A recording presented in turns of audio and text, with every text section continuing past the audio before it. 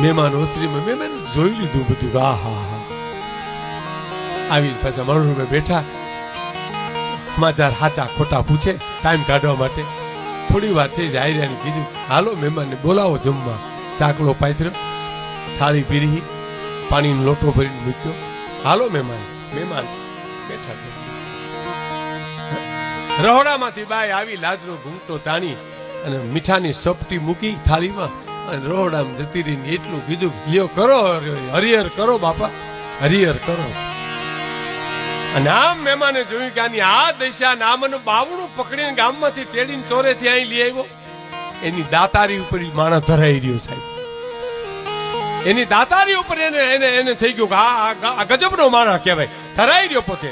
પણ તોય નાટક કર્યું. એક કોણ મીઠાનો મૂકી પાણીનો ઘૂંટડો ભરે, બીજો કોણ મૂકે પાણીનો ઘૂંટડો ભરે.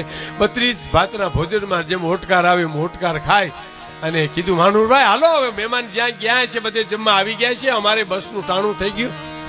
એટલે ગયા ચોરે કે ભાઈ આવી ગયો ડાયરો બધો. તો હા બધે ગયા હતા જમવા, બધા મહેમાન આવી ગયા. તો બસનો ટાઈમ તો બસ 4:30 વાગે બસ આવશે, અડધી કલાકની વાર છે. તો કહો બેહો ચોરામાં. માનુરભાઈ તો હા આવો અહીં મારી પાસે બેહો. બેહાડ્યા, ડાયરો બધું બેહી ગયો. પછી માનુરભાઈ ને કે હે માનુરભાઈ, ડાયરાની કેસ સાંભળો. માનુરભાઈ તમારા દીકરા કેટલા? તો કે એક દીકરો. જોયો નહીં કામે ગયો તો એમ? તો હા. ડાયરો સાંભળો છો? તો હા. માનુરભાઈ તમારા દીકરાને મારી દીકરી પરણાવું છું. દાદી જાન જોડીને મારે ગામડે આવજો.